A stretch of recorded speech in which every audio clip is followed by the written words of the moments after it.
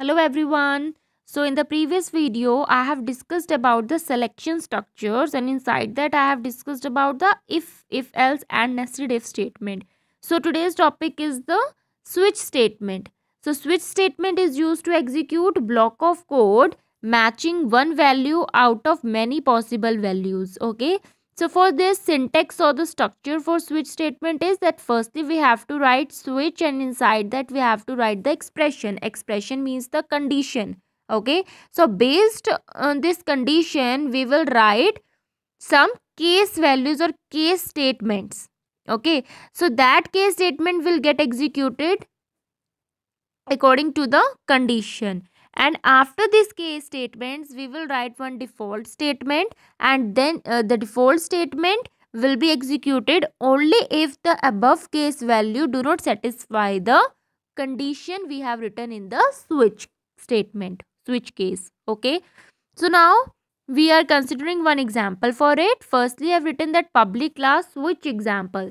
So public class switch example is name of the class. Inside that there is main method. So we will write our code inside the main method. And why we write our code inside the main method? Because whenever Java program get executed, firstly the statement inside the main method that will get executed. Okay. So we will write our program inside the main method. Firstly, we have to declare a variable for switch expression. Okay.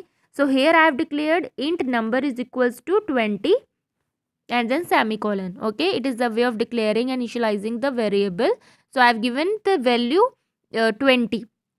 Okay. It is the that I have initialized the variable with the value 20. So now switch expression means how we start the switch statement. So the syntax was switch, and then in bracket we write the expression. So in the expression I have written number.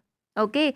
Based on this number, the case value statement will get executed. So with this switch, and in bracket I have written number, this is a switch expression. So according to this I have written following case statements. Case 1, system.out.println 10 means it will print the value 10. After that, case 2, system.out.println 20. Okay, it will print the value 20. And you can see that after each case value I am writing break. Okay, what the break indicates? It indicates that this statement has been over here only, here only. Okay, and after that I am going to the next case. Next is, after that you can see that default case statement is also there. So what do you mean by default case statement? That if any of the case value statements do not fulfill the required condition based on the switch expression, then the statement which we have written inside the default case statement that will get executed. Okay.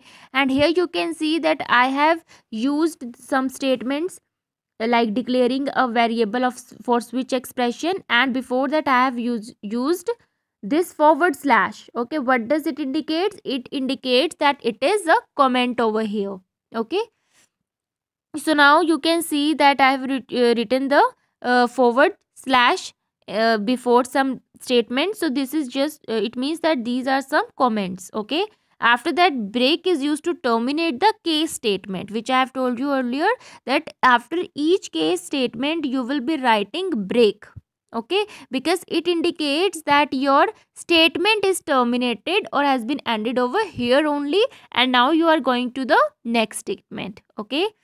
And default statement is executed when no case value matches with the switch expression condition. Okay, this was about the switch expression or the switch statement.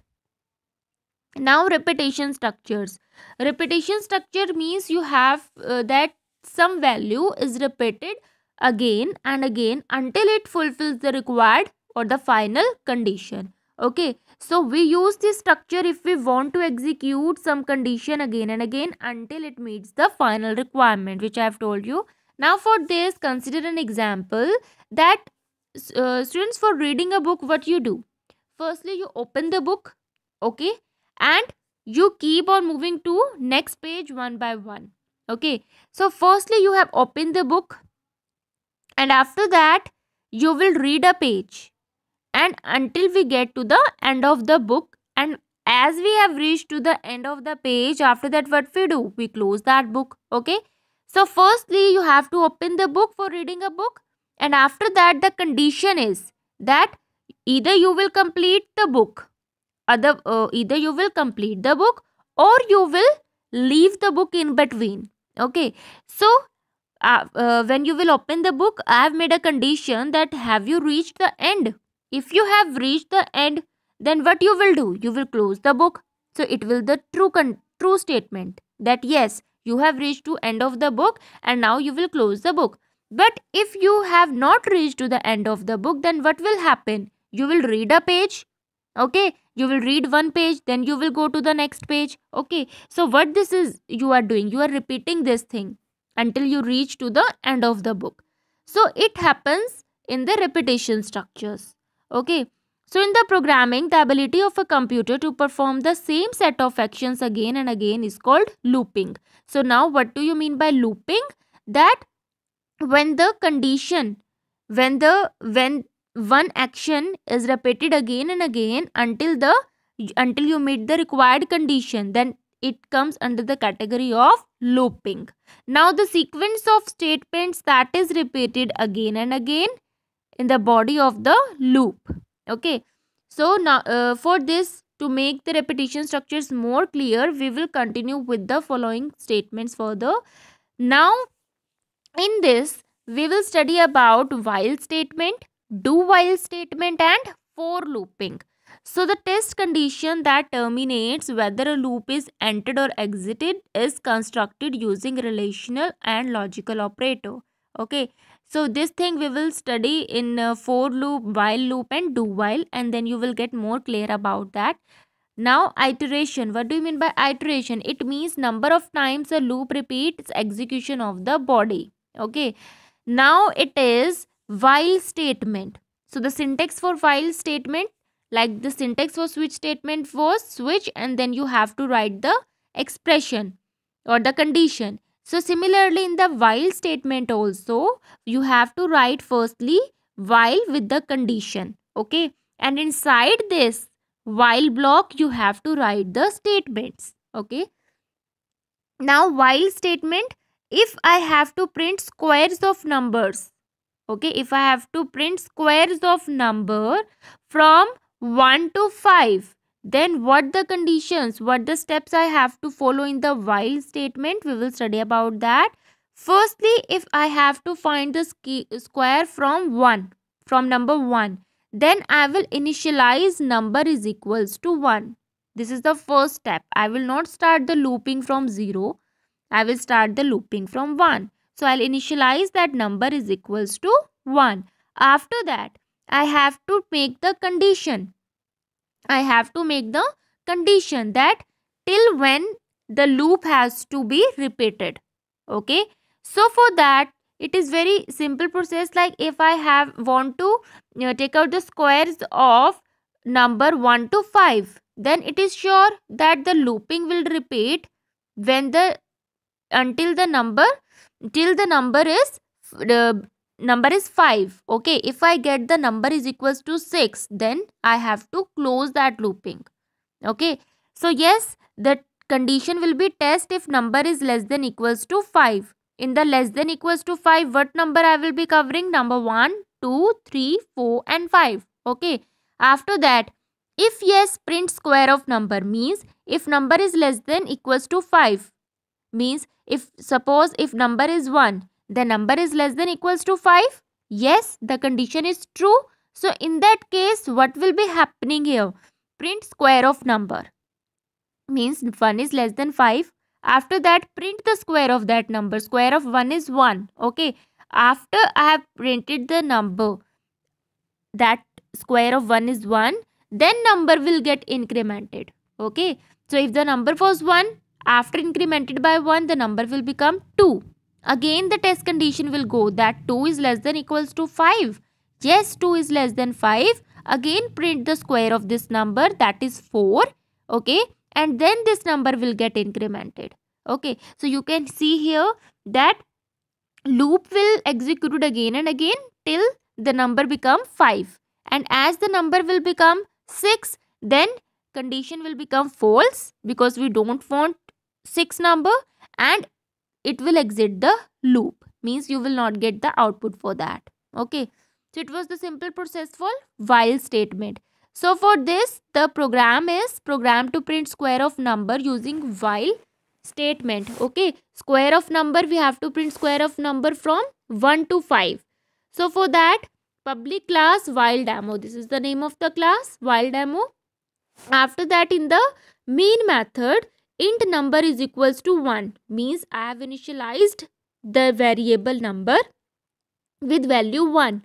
Okay, after that I'll be writing the while condition. So while in the condition, I will check that number is less than equals to 5. Okay, and inside this I have written the statements system.out.println square of plus number and system of out.println is equals to plus number into number, and then the number will get incremented with the statement plus plus number. Okay, so what is happening over here? Firstly, the number is equals to 1. First, I have initialized that number is equals to 1. So in the while statement, number is less than equals to 5. So in the place of number, it will come 1. So 1 is less than equals to 5. Yes or no? Yes. 1 is less than 5. Okay. So in this case, my first statement will get printed, that is square of number. Means square of 1. And in the next statement, system.out.println equals to plus number into number. It means I'll get the input that square of 1 is equals to 1. Okay. So at the console, I will get the output square of 1 is equals to 1. After that, my number will get incremented with this statement plus plus number. Means my number will now become 2. Okay. So now again the loop will get executed, that 2 is less than equal, loop will test the condition that 2 is less than equals to 5. Yes, 2 is less than 5. Again the statement inside the while block will get executed and it will increment the number from 2 to 3. Okay, so this looping will get execute again and again till the number 5. Okay, so as the number will become 6, the loop will exit. So this is all about the while statement. Next is do while statement. It evaluates the test after executing the body of a loop. You can see here in the while condition is first. Condition is tested and after that statement is executed. In the do while, it is opposite. Okay, firstly the statement will executed and then the condition will be checked.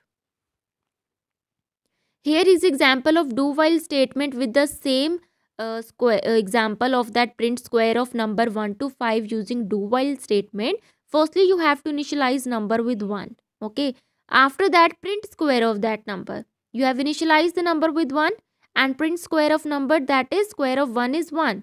After that increment that number.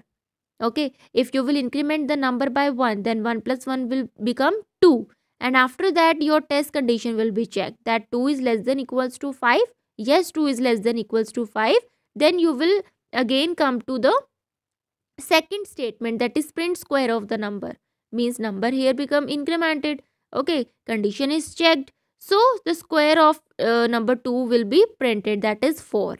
Okay, so this was about the do while condition. So for this you can also check the program over here. Public class do while demo, name of the class do while demo. After that there is main method. Inside the main method, int number is equals to 1. Means you have initialized this number with value 1. Okay, so number is nothing but just a name of the variable.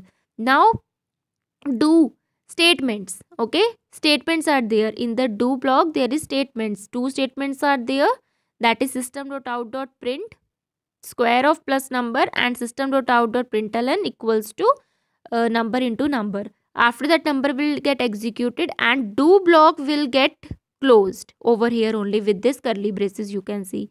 And after that while condition will be checked, that while number is less than equals to 5, then it will again come back to the do block. Okay, so this was about the do while statement.